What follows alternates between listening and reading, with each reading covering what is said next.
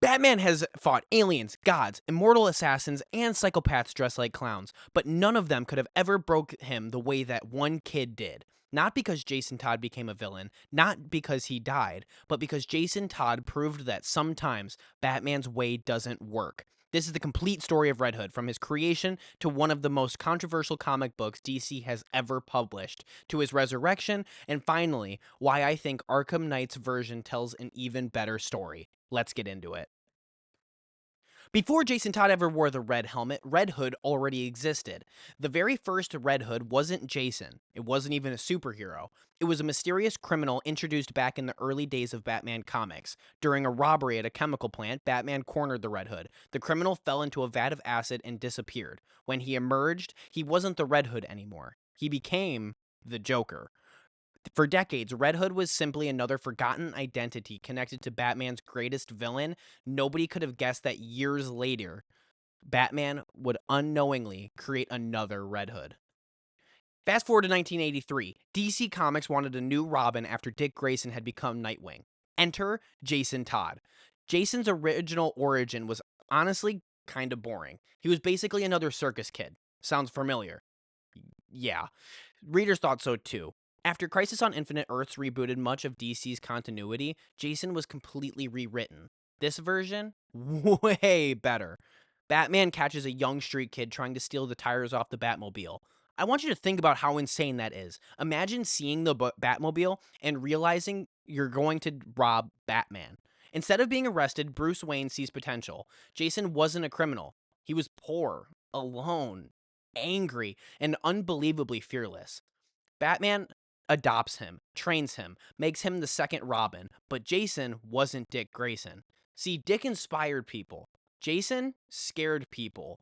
He fought with emotion. He lost his temper. Sometimes he'd beat criminals long after they were unconscious. Batman constantly worried about Jason enjoying violence too much. Looking back, I mean, those fears weren't completely wrong. In 1988, DC Comics did something absolutely insane. They let their readers decide whether Jason Todd would live or die. No online poll, no Twitter, no Instagram, a literal telephone hotline. Fans would call one number if they wanted Jason to survive, and another if they wanted him dead. The final result, Jason lost by only 72 votes. 72! That's it.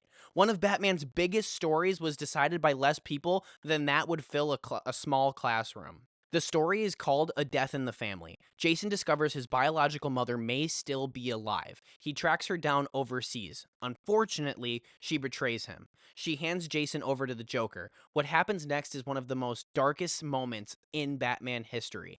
The Joker brutally beats Jason with a crowbar. Not once, not twice, over and over and over again. Jason is left barely alive inside of a warehouse. The Joker plants explosives. Batman races to save him. He's too late. The building explodes. Batman arrives only to find Jason's lifeless body. For years, that image haunted Batman. The empty Robin costume remained inside the Batcave, a constant reminder that he failed. This wasn't just another sidekick, it was his son, and he couldn't save him. Jason stayed dead for years. In comics, that's almost a miracle. Then came 2005. DC released Batman Under the Red Hood. Jason Todd was alive. Now, the actual explanation is, well, it's comics. Reality gets punchy, reality changes. Jason somehow returns to life inside of his own grave. Yes, really. He's eventually found by Talia al Ghul. She places him inside a Lazarus pit. It restores his body, but it leaves his mind shattered. Jason begins traveling the world, learning from assassins, mercenaries, detectives, martial artists. Fuck, I almost stumbled on that one. Anyone capable of making him stronger. He isn't becoming another Robin, he's preparing for Batman. Jason returns to Gotham wearing a red helmet. He chooses the name Red Hood, the same identity once connected to the Joker. It's symbolic. He's weaponizing Batman's greatest failure. Jason begins taking over Gotham's criminal underworld, but unlike Batman, he doesn't refuse to kill. His philosophy is actually pretty simple. If someone like the Joker murders hundreds, why keep letting him escape? Why protect monsters? Why does Batman keep drawing this line? Jason believes Batman's moral code isn't justice, it's enabling evil. And honestly, it's a question fans still debate today. Eventually, Batman discovers the truth. Jason is alive. The reunion is heartbreaking.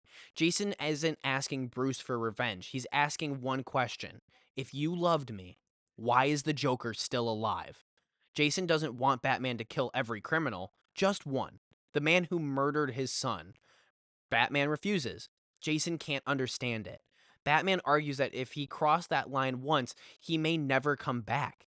Jason believes Batman already crossed a different line.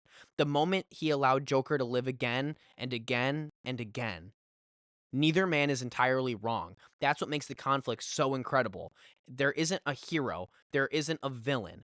Only two broken people who loved each other and completely lost each other. Jason eventually becomes less of a villain, more of an anti hero. Series like Red Hood Lost Days explain his transformation after his resurrection. Then, Red Hood and the Outlaws gives him something he desperately needed friends.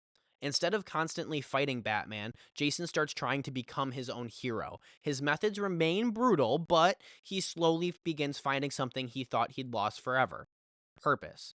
Even today, Jason exists somewhere between Batman, Nightwing, and the Punisher. He's never fully accepted, but he never fully walks away either. Now, this is where I think some people will disagree, but I genuinely think the Batman Arkham Knight version improves Jason's origin. Instead of dying, Jason is secretly captured by the Joker. For over a year, Jason tortures him, not just physically, psychologically. Jason is forced to watch fake videos showing Batman replacing him. For months, he's convinced Bruce abandoned him. Eventually, he escapes, not as Robin, but as the Arkham Knight. His hatred isn't really for Batman, it's for what he believes Batman chose someone else. When Batman finally unmasks him, it isn't just a plot twist, it's tragic because Bruce realizes Jason wasn't dead. He was suffering the entire time. Eventually, Jason saves Batman, reclaims the Red Hood identity, and begins trying to redeem himself. Personally, I think this version feels so much more grounded. You don't need cosmic reality punches. You don't need complicated resurrection logic. You just need trauma, manipulation, abandonment, and a broken family. Sometimes, in my opinion, less is more. In conclusion, Red Hood isn't just another Batman character. He's Batman's biggest what if. What if Bruce had made a different decision? What if Jason had survived without becoming consumed by anger? What if Batman had finally killed the Joker? We'll never know. That's why Jason Todd continues to be one of DC's most fascinating characters. He isn't a perfect hero. He isn't a perfect villain. He's living proof that even Batman can't save everyone. And maybe that's exactly why Red Hood continues to resonate with fans after his creation. So now I want to hear from you. Do you think Batman should have killed the Joker? Or was Bruce right to stick to his code? Let me know down in the comments. And if there's another comic book character you'd like to see me dive into next, subscribe because we've got a lot more stories to tell. Thank you all very much for watching. Have a wonderful day. Bye.